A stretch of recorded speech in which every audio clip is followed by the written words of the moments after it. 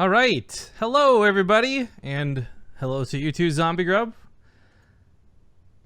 Hello. Okay, guys, I hope I didn't leave things muted. I'm 90% sure I got the stream up and running today, but yes. Okay, great. I guess we're pretty much good to go. Let's get this out of the way. Everyone's going to be asking all day. Someone's going to bring it up. These are entirely cast from replays today. I am the only person. We didn't have an admin do this. We didn't have someone else do it. I stayed up super late so that we could record these games in secret, so that it wouldn't be spoiled for Zombie Grub or you guys or anybody. So all the games today are being done through replays. They were played about, I want to say 4 days ago, and I'm the only one who actually knows the results here. So I'll try and be not super biased about the casting, and if I am, please know just because I'm balance whiny, not because I know the outcome of the match, obviously.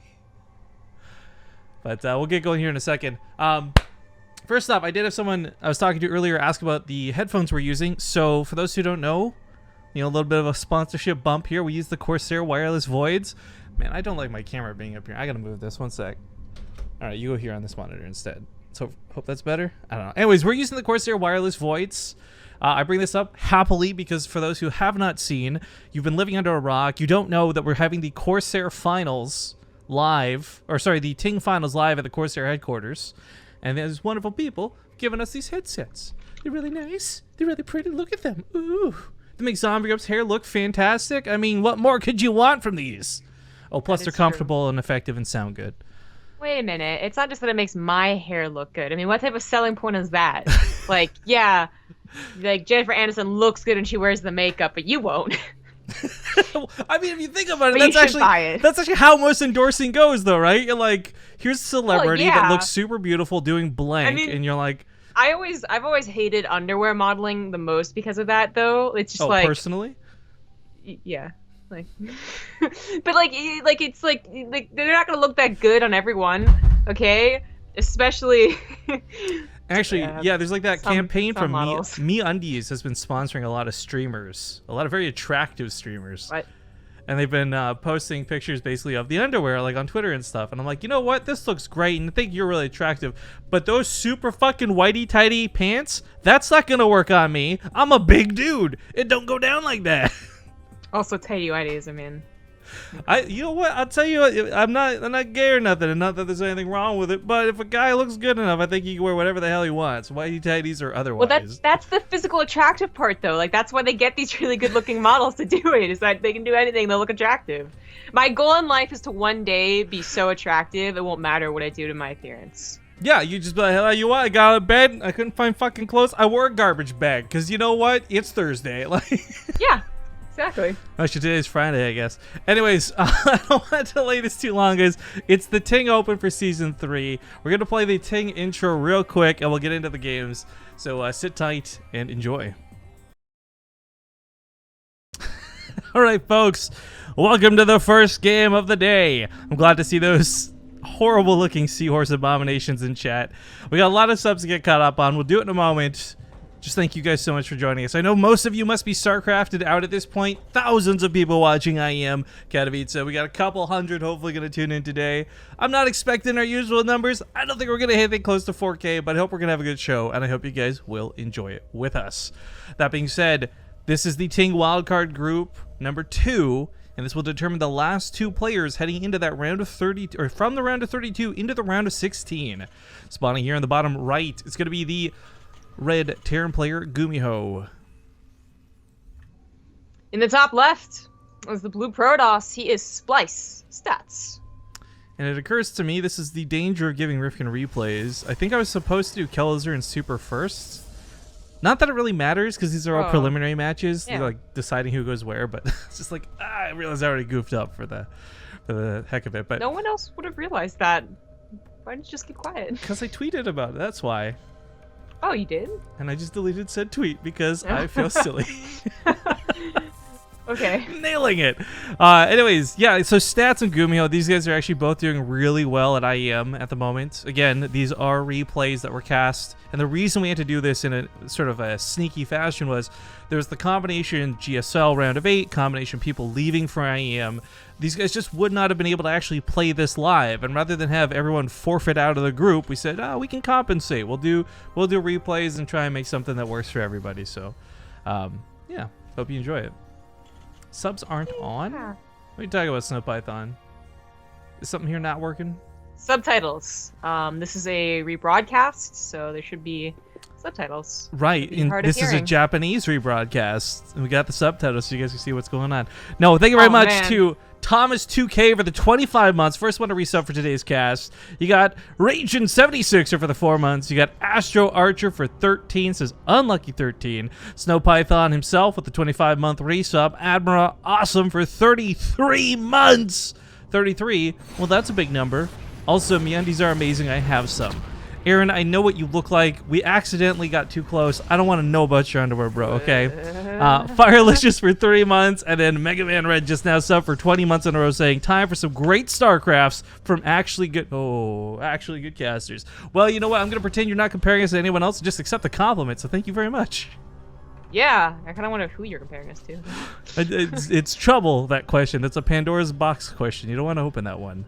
Okay, well, I guess I won't. But man, speaking of subtitles, wait for this game to get underway, because this seemed to be a somewhat set opener. I'm actually interested in what GuMiho's Tech Lab and his factory is going to do. I started playing Final Fantasy 15, and I know you know that because you like my tweet. Yeah. Or maybe I just like to tweet to support you and I didn't read the substance of it. Well, that's possible too. I mean, I didn't see that you tweeted the match you're going to cast today, so it's totally possible. Anyway, I was, of course, first and foremost, I was like, nope, I'm done when I heard the English voices. Because, I mean, I don't know what it is. I guess I was young and dumb, so I didn't mind, like, Final Fantasy X's voice acting. And Final Fantasy 12, I think, actually had legitimately good voice acting. 13 is just no. 13 was a no all over the place. But oh my 15, God. Right? Like, everyone's I'm voice in 13 was so bad. That one chick who literally just talked like this. I fucking hate Vanille. And I thought that Australian chick would be cool, but she actually is one of the most annoying. Anyways, whatever. It's fine. So 15, I'm just like, well, good thing I know there's a way to change that. Because to its credit, it has a lot of stuff that's like, you can change, and it's open world. It's like the opposite of 13, rather. So I changed to the Japanese, and the subtitles are like for ants, Rifkin. I'm literally up against the TV, like you see my setup, and I'm like, these are so tiny. These aren't my glasses. I was so mad, man. Well, so I had to change it back. I do want to make fun of you, but there's something really cool happening. First off, it's GuMiho taking a nice position with the tank, but secondly, an aggressive tank push in and of itself is worth talking about. He tries to get in the dead zone of the tank, but not before taking a lot of damage. Reapers also blast the stalkers over the tank. This ends up going really well thanks to the medevac micro, and GuMiho, what? Like, I wish I didn't see any IEM, so it wouldn't have been like pre-hyped for this, because I've been watching GuMiho play all day, right? But this is amazing. Yeah, I don't know why we haven't seen this push yet. GuMiho would be one of the first guys to do it, but well, we talked about it when the map first came around, right? Not the map contest or anything, but we said, like, look, there's definitely some abusive positioning for this. And Mothership Core goes down, Stats taking a lot of damage to these stalkers, 3 probes. I mean, look at the resources lost down here. This is brutal, man. Like, you do not have a lot of units in the first place, especially if you go Colossus, which is this Protoss in general. And, yeah, that tank was a huge bother. If he had Adepts and nothing but Adepts, maybe it's a little bit easier, but the Stalkers got torn apart by a single tank. Yeah. The range just cleaned up everything else. I gotta say, I'm starting to understand why GuMiho didn't want these casts too early before AEM. I guess he didn't want his opponents to get a hand on this and see like what things he might have had in store. Like, I didn't get to watch every single GuMiho match today, but I am curious if he did any of this or bust out any cool moves like that, because this was a fantastic opening. Like 3-1 of the resources lost, not playing like he's all in back at home. He's got a command center, he's got upgrades on the way, and this is 1-1 finishes up. You'll have 2 more medevacs. He's got to go and put on that pressure. Like, Stats has a Colossus, and, like, that's good for you, Stats. They're there. Like, tap the Colossus. There's just going to be so much bio running up against it. Oh, yeah. I don't think there's any way he can defend his third base. You know, he could probably defend the chokes with a couple of force fields for, like, a minute. But then, yeah, he's going to need a third base eventually, and That's where GuMiho is really going to get ahead. If not, just able to stim in and win. I mean, that's also a possibility if the force fields miss. Reaper sneaks in, by the way, and picks off a single probe, but that's okay. As he comes down to the bottom of the ramp, this is a little bit worrisome. The choke would have been awesome for those Colossus, but it looks like those Widowmines are just going to be scouted by the observers, so easily picked off. As GuMiho tries to get around through the main, I actually don't know if there's a lot of power left in these drops anymore. A large part of this was the surprise element, which he has certainly lost at this point. Yeah, it was kind of bold of Stats to go out like that, but with 2 Colossus, it was a lot better than just a single one. Widowmine's getting another shot, and he's even going to try and save it. The good news is that there's not Blink, and he could actually... I mean, he would confirm that just from the build, I think, but he even sees the timing of the Twilight Council, so he knows that there's still a lot of time to try and abuse the drops. But Stats successfully pushes back the attack. He has his 3rd base up and running. GuMiho is still on 2 bases, but adding on a 2nd starport. Yeah, this is a really early 2nd starport, so he really wants to just get those Colossus out of the equation as quick as possible. I'm wondering, though, like, is he just going to go up to, like, 16-plus Vikings, or is this going to be a situation where maybe Liberators are more preferable? Like, you get a couple of Vikings because you need them, but then Liberators beyond that because, well, it's Bizzle Reef, and there's chokes everywhere. Liberators can be your best friend. I'm not sure. It does seem to be that if they get 2 star, especially like this early, it is Vikings. But I feel like sometimes it is just better to go for Liberators and something that is map specific. But it's going to be a quadruple drop. He scans the 3rd, which I actually think is quite clever. There's a chance you don't see the army and you're actually running into it anyway. But on the chance that you see the army, then that's good news. But also the Protoss might not expect you to be attacking anywhere else but the 3rd. It's often a tell. Drag and drop feels Maru, man. Feels old school hots, right? Too. Takes out that Colossus. The Disruptor is going to get focused on. No, he misses the shots. He totally could have killed it. Okay. It did clean up a good help. It helped a little bit, but Widowmines were also sent to that 3rd base, so a couple of probes went down there, and I'm going to guess they get another shot. Stats had brought an observer over, so he's going to get the probes to kill one of them, but nah, the other one should get a shot. Yeah. Oh, God, 7 probes. Oh. Why? It's watching the 3 probes just like chilling, man. Yeah, I was watching the drop while that went off, but this is certainly start to finish. GuMiho has done a lot of damage to Stats. I was a little bit worried, like the way that started off, losing the Widowmines right away, the element of surprise removed, the Widowmine shot goes off. I was really, really concerned. Stats was actually going to get the big upper hand over GuMiho on this one, but now he's got a lot of Marauders. He's got several of those Vikings. I guess, are they flying or are they swimming? We are underwater after all. Well, they're definitely not swimming. Just like a boat doesn't swim, you know. Yeah, but would you say a submarine sails or a submarine swims? Because a boat's different than an underwater vehicle. You don't say a submarine swims, do you? I don't know. That's what I'm literally asking. You just say that it moves through water. All right. Prognosticate, I see you in chat, dude. I got a haiku just for you, buddy, but I'll save it for a second because we got the fight underway. Marauders on that front line. Couple of force fields to beat them back. But you know what? There's no stalkers. The only anti-air of the centuries. He's lost so much leading into the fight that GuMiho just sails in, and these Colossus are free picking. Yep, that is true. And there's enough Vikings to actually threaten any more stalkers that are warped in. I love he just picks up. He just picks up in the medevac, avoids the shot entirely. Stats is in so much trouble. The army supply tripling for GuMiho. Now he's got 1-1 on his side, and Stats is running out of stalkers way too fast. Vikings landed in the main, by the way. GG's get called. GuMiho gonna take the first game of the day. That was smooth, man. That was like butter. That was like tank at the start to finish. There was one small hiccup, but that was a very good match for GuMiho. All right. Hang on, I got this. Favorite Twitch user. A very generous soul. Prognosticator. Haikus just more difficult poems. They are. They really are. But I think poems are just rhyming. You know what you gotta do? Did you ever play Borderlands? I don't remember. No, we tried to get you to, and you didn't. Yeah. There's a character named Zero who only speaks in haiku, and he actually makes it sound super cool. Yeah, I met him. But okay, we're gonna hop into Newkirk. The nice thing about replays is no downtime, guys. So sit tight, and we'll see you all in just a moment. All right, folks, welcome back. We didn't really do sponsor shoutouts. We did sub shoutouts. You guys are inadvertently a sponsor of us, I guess. So we'll get back to that in a moment. But kicking off game number 2 after an absolutely amazing game 1. In the bottom left, we've got the Red Terran, GuMiho. In the bottom right was the blue Protoss. He is Stats. You know, especially having watched Stats at IEM, I'm just like, you're better than that, Stats. How did that get so out of hand? Whoa, whoa, whoa, whoa. Isn't it more like GuMiho is the bestest, so it makes a lot of sense? Actually, yeah. I would actually say there was a lot less. Like, this could have been stats. This could have been classic. This could have been any Protoss, I feel. Like, that game was totally on GuMiho. But, as mentioned, the sponsor shoutouts, real quick. If you guys are in the United States, hello, American viewers! You're the best. And because of you, we're able to get this sponsor. If you don't know what TING is, make sure to check out bttv.ting.com to claim $25 in credit as you learn about the phone services they provide. They also help with data, and I think in some very select areas, they've even got their own internet system set up now. But TING has been helping a lot of people save money. They're breaking the mold when it comes to business, and more importantly, they're supporting StarCraft. So once again, head on over to bttv.ting.com and see if you can save yourself a couple of bucks by possibly using their services. Alright, cool. I guess we finally have the actual perfect audience for this. Well, yeah, still almost perfect. Well, it's that Canadian. and we're sober, so I mean, there's that too. Oh yeah, we did do other American. All the North American time to everything we've been doing has involved a lot of booze. Yeah, that's right. Yeah, I remember that. No, I do.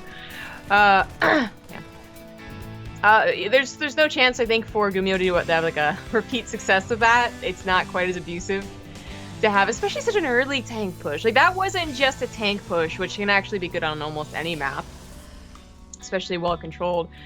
But that early of a tank push with one tank, no stim, no combat shields, not even an extra liberator to come help out, like that is pretty rare, and I don't think we'll be seeing it on Newkirk. I think a lot of that too is just like Abyssal Reef had the perfect setup for that, right? Like you can't. There's literally nowhere to put that tank. Like, I guess if you put it up here, you can maybe reach the geyser, but it just wouldn't have the same effect. Because you can't see where I'm looking, because that's right, we're doing other things, but the audience can, and you just nod and agree with me. Okay, I'll nod. Good, I heard it. Nodding right now. I heard it. I'm gonna pretend it was up and down though, and not left and right. Can a nod be left and right? I don't think so. Yeah. No. You know about like the whole Indian head nod thing? I guess you do call that a thing. Huh. Alright, well, this Adept is not going to get a lot done with 5 Marines. Normally this is accompanied with a probe and a mothership core. Unfortunately for stats, this is just a pinata for the Marines at this point. 4 health, it's barely going to get away, but that was bad. If he had lost that Adept early on, there would have been nothing at home to defend. GuMiho would know there's only a mothership core, and hell, he might have even pushed with only 5 or 6 Marines. Like, that would have been pretty funny. Well, it just makes me think of his last game, right? Like, just get going as soon as you can. But Cyclone is coming up with this, and for me, this says a little bit of busting materials in terms of taking down the pylons, dealing with early stalkers. I mean, the Cyclone really became a huge defensive tool when it came to TVP. A lot to do with that mothership core annoying push, but that didn't happen, and he's still going through with it. So this has got to be aggressive, and the Marines are already starting to head out. Checks for a proxy real quick, sees nothing. I think as soon as that medevac comes out, it'll probably be boosting on over. Huh. Yeah, this is kind of cool too. I mean, GuMiho is really just... I mean, he's opening kind of typical with all the, structures that we usually see, but yet last game, of course, he got tanks, that Widow Mines, and he got a second barracks. This game, it really does look like a 1-1-1 Widow Mine drop, but if all the Observer sees is the 1-1-1, and, not the actual Cyclone, I mean, this could just be like, oh, Widow Mine, that's not such a big deal. So, this is kind of cool and kind of unfortunate for stats. Of course, that Adept's already really low. Dies immediately. GuMiho's Cyclone's kind of getting AI'd on a bit, though, and that's an issue. But as he does distract at the front, nothing's left in the main. And that Widow Mine unloads, looking for some kills. Does a good focus fire to kill that probe, actually, so it wouldn't trigger the Widow Mine. I love that. But meanwhile, Stats can't forget. There's a Cyclone outside of his natural. He runs into the natural base with this. GuMiho picks up in the mains. You consolidate elsewhere. Overcharge gets popped. And this is already a game where, Stats is having to look every direction to deal with GuMiho. Yeah, and GuMiho went for a second medevac. In fact, he's even going for a third medevac and a third Cyclone. The Observer does see that moving in, but there's just a lot of units. This is heavily delaying, upgrades, stim, more production. Yo, this fight in the main. Giving up something for this. This Cyclone can take on all those stalkers, but let's not forget the medevac micro coming out of GuMiho as he picks up and drops those Marines, keeps them barely alive for just long enough for that Cyclone to finish the job. Meanwhile, bobbing and weaving back in the natural, unloads the Cyclone over here. The medevac might have gone down, but he did some pretty nice damage. My God, that's a 4th Cyclone and a 4th medevac. Okay, so I actually don't like this now because he did lose the first 2, and I think 4 of them combined is actually insane. But This is I don't know if this is gonna work so good. Yeah, this was a heavy delay on some very important upgrades, and he definitely missed macro, which is why he's throwing down 4 barracks at a time. Well, so I really like that he canceled the other Cyclone and just ended up going for the Tech Labs instead. I think it's a lot smarter. Yeah. Two Cyclones can still do a good amount of harass, but that's what they're really limited to here as he moves across the map. It's something that, stats can't ignore Mineral Line for. These will just tear everything apart. But with Colossus and Stalkers positioned, Stats is going to find that same problem where without having Blink, dealing with Medivacs will be annoying, but I think he can actually take on the fight. Like, these 2 Cyclones, they're not going to beat Stalkers and a Colossus. But the Colossus is out of position. There's that Blink. Okay, the Colossus is actually super scary out of position, but I think just...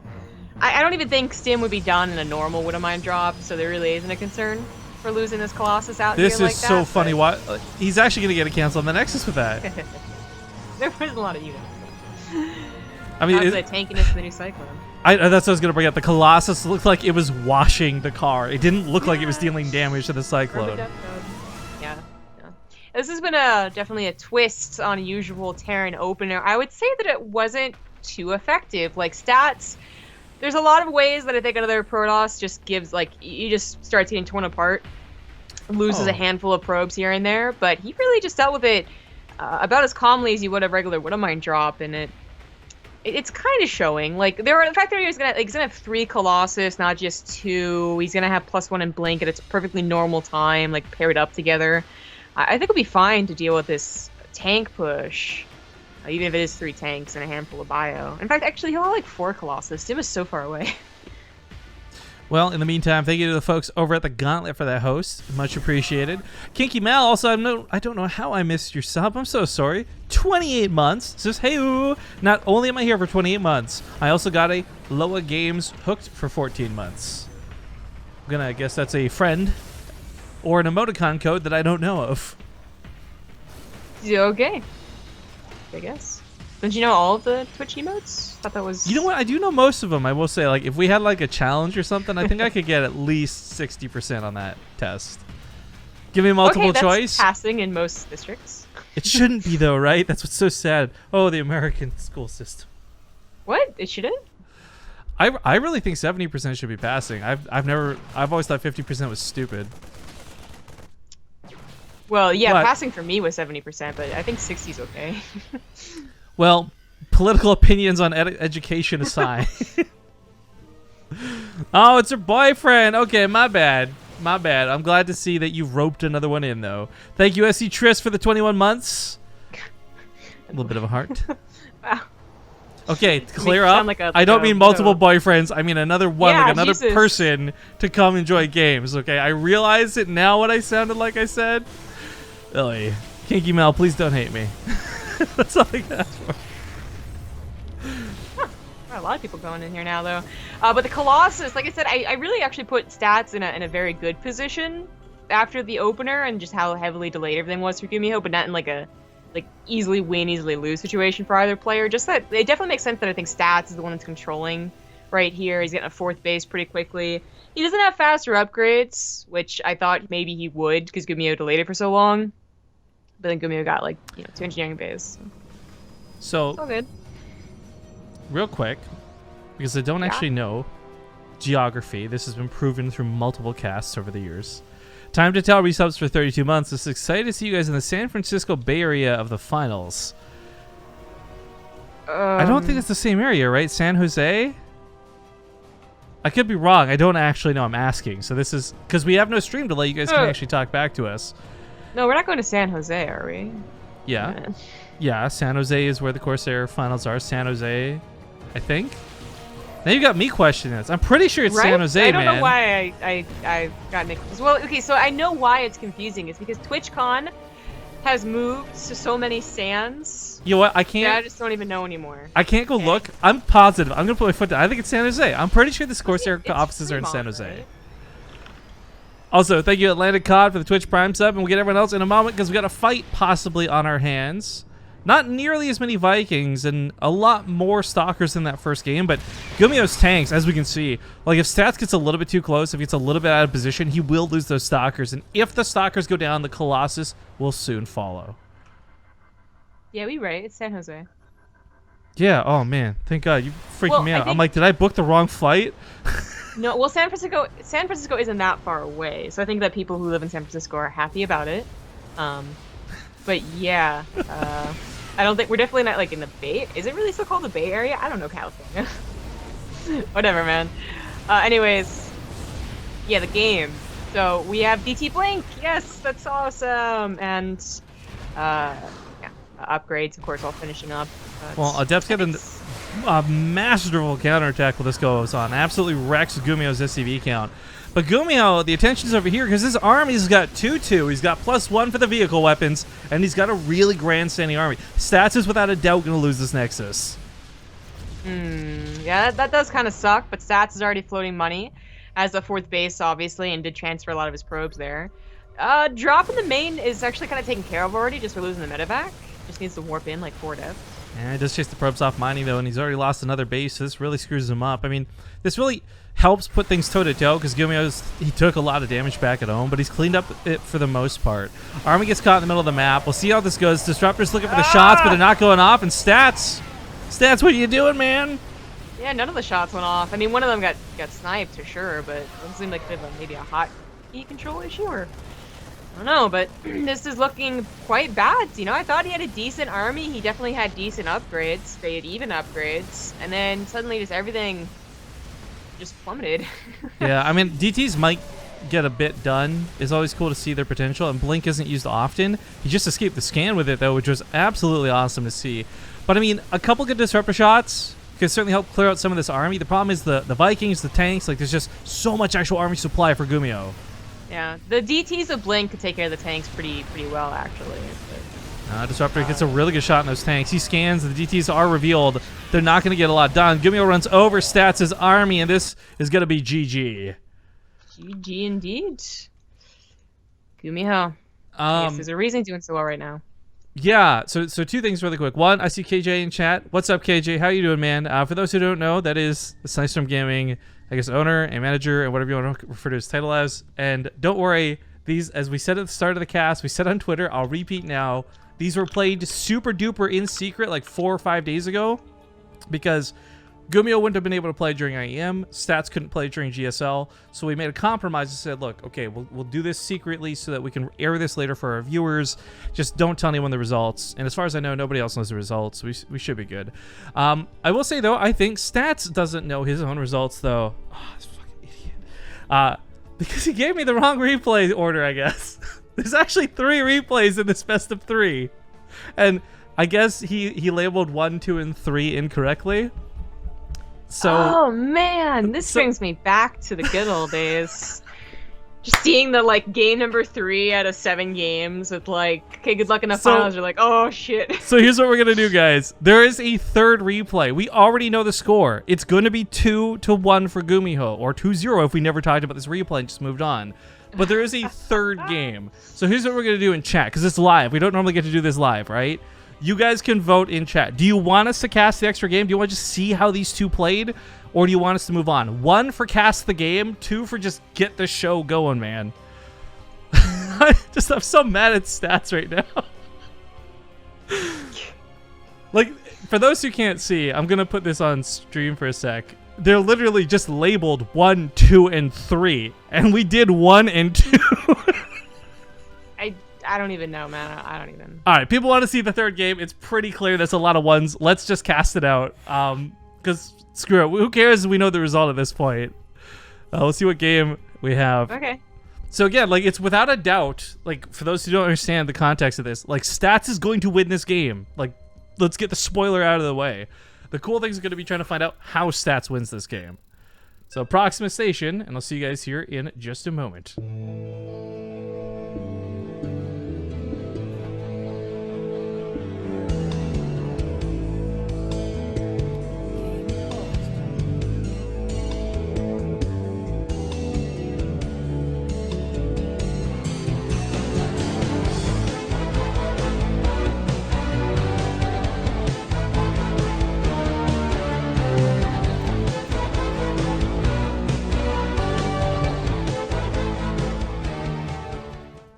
This is like a real not like this moment, but all right, folks. It's a best of 3, and he's already won 2-0. In the bottom left, we've got the Red Terran, GuMiho. Amazing. Amazing. In the top right is the blue Protoss. He is stats. You know what? Maybe this has a little bit to do with the draw karma that came down during AM today. Like, I don't know. But again, for those who haven't been paying attention to the broadcast, hello, welcome. This is a best of 3. This is the round of 32. But the awkward thing is we had to secretly do this for replays. I abstained from the game so that I wouldn't know those spoilers. Like, I know who won, obviously, but I don't know how they won. I don't know how the game went. And that's why I did it like this. Because if I didn't, then we wouldn't have had the awkward misorder of the replays. So, yeah, there's a lot of awkwardness. I really wonder what Stats said, though, because he said game hate. But I don't know why we would say that in Korean. So I'm wondering if that actually means something else. They both said WCS. I'm curious about that. They did, yes. I mean, it was just like something, yes, WCS, something, yes, and then game hates, and then, oh, yeah. And then WCS game hate, and it's like, I wonder what it means. But we never will. Maybe they just hate the game. Don't hate the game, hate the player? Wait a second. Well, I mean, I hate the player, but only when it's Zerg. Am I right? Actually, my hate is solely and entirely shifted to Protoss right now. I hate you, Stats. I hate everything you're about. Why? What happened? We've been watching so many of those gross games lately, right? Like the Sioux Classic really? finals for the Elima League. I was just like, no, I'm done. I'm done with Protoss after watching that. Aw. Oh, I think it's fun. I like it. Don't get me wrong. I don't genuinely hate Protoss, but like in terms of the I don't know, man. which direction am I balance whining? This is the direction, without a doubt. Okay. Okay. But on the other side of the group, we do have Killzer and Super for those who haven't been keeping up to date with the groups. And what's really interesting about this is GuMiho was standard. Oh. I don't think he's actually in GuMiho's not in GSL anymore, right? No, he got not. It's only really Realian and such that. But Stats is. And so the problem is if Stats gets out of this group, like I don't actually know that far into this. I just have the replays, right? If Stats gets out of the group, then I'm not sure if he'll actually get out of the group, per se. Because if he has to go to GSL, he's not going to be able to play the TING finals. Oh. Yeah, that's right. That complication. Well, I guess we'll find out. And what's going on, chat, with Gameheart, or what? Okay, so they were talking about Gameheart. That's why it was in kind of like English Korean. I'm pretty sure heart's not heart in Korean. I made a big deal to them and I said, you have to host us on the Gameheart mod. Like, yeah. So what I'm imagining, you know what probably happened is they probably made the game and had to remake it. And he's like, why? Because there's no Gameheart. That's what I'm assuming the translation That's probably says. exactly what happened, yeah. Yeah. So good guys, Stats and GuMiho for playing that out. But anyways, thank you to OMG Lolba for the 19-month resub. Time flies like an arrow, and fruit flies like bananas. Dr. Sidewinder for the 21 months says Ace Kate. And then Atlantic Cod was a new sub, and I think that catches us up on everybody. Time to tell. Obviously, it confused me earlier with geography. Did we get an answer to that in chat, by the way? So is San Jose part of San Francisco officially? No, it's not a part of San Francisco, but they're all considered the Bay Area, is what I gathered. Oh, okay. The only thing I know about the Bay was like that song when you were a kid, like Down by the Bay. Sure. Where the watermelons the Bay grow. There's a lot of things. But anyway, we do have a kind of an interesting opener match here. We have Banshee Cloak against Protoss, which is a little bit weird. But what makes it worse is that Stats has already gone for a Stargate opener. Yes. And does he have detection, though? Furthered by the fact that we know this doesn't work. Oh, that's super awkward. He didn't get detection. Well, Oracle's on the way. So it looks like he will get some kills with his Banshee. Yeah. If you either meet the Banshee halfway, like before Cloak finishes, you can kill it, which is awesome, or you have an Oracle and it's revelated, or whatever. But revelated? Yeah. Revealed? I know. No, I made up my own past tense term for that. I did this a while ago. Come on now. Anyway, 9 probes actually totally worth the Banshee, and not to mention Adepts in the middle, plus the Zealot. It's a terrible start. How does Stats win this game? That's exactly what I was thinking just now. What if this ends up being like they played 3 games for some reason? It was 3-0 for GuMiho. Like they thought it was a best of 5.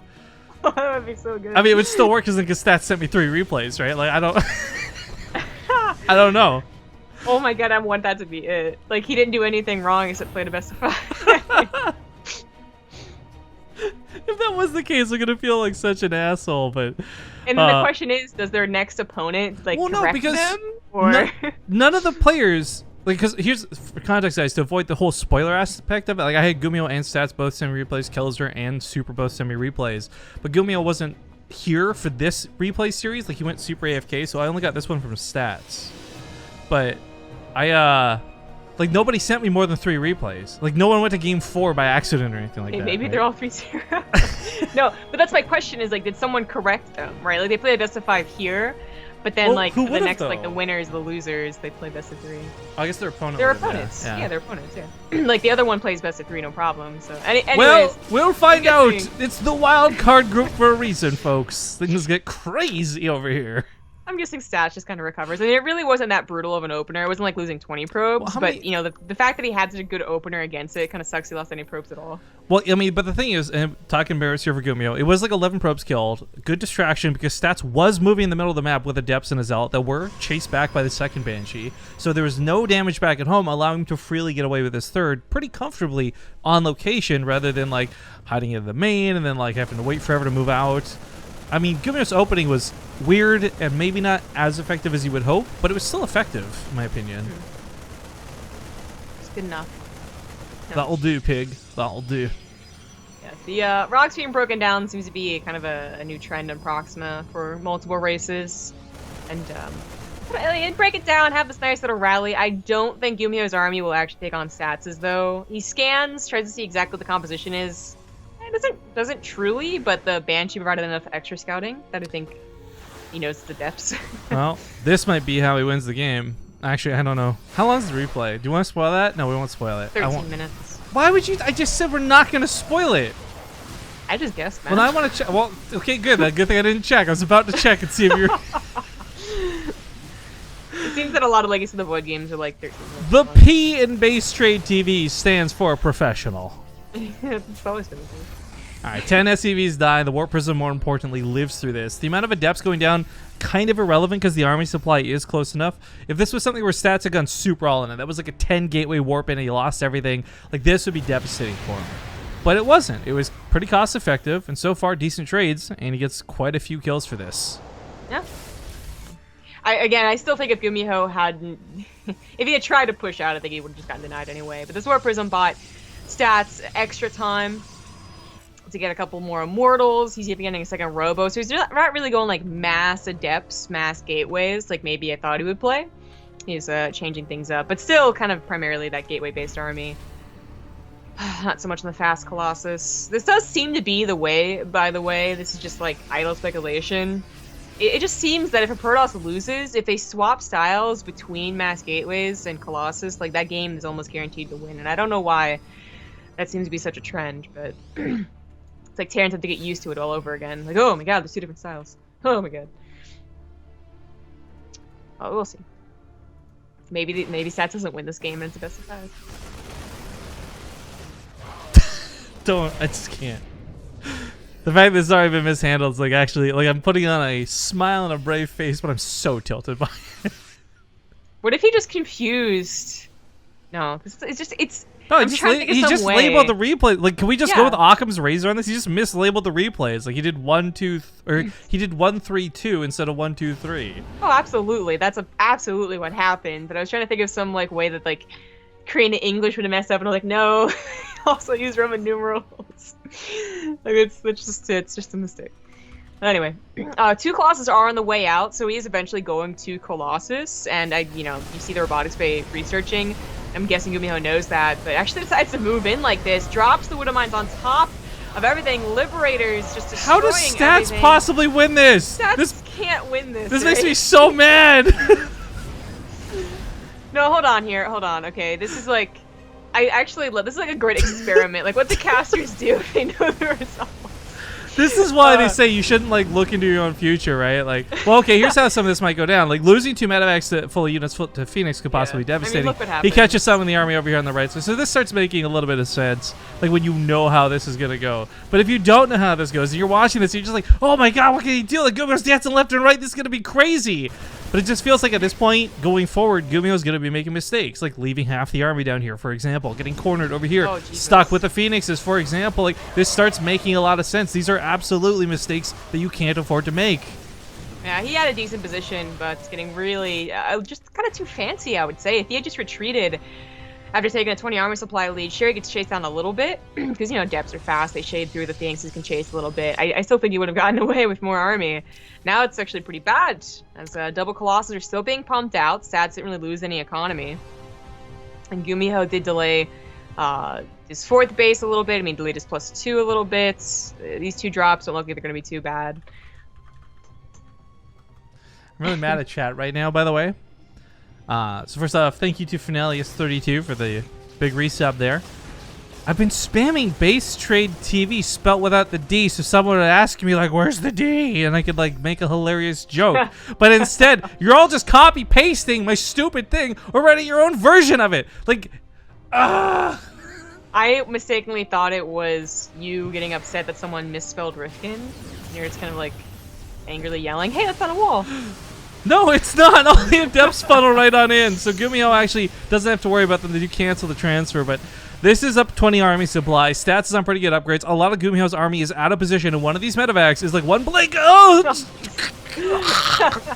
jeez.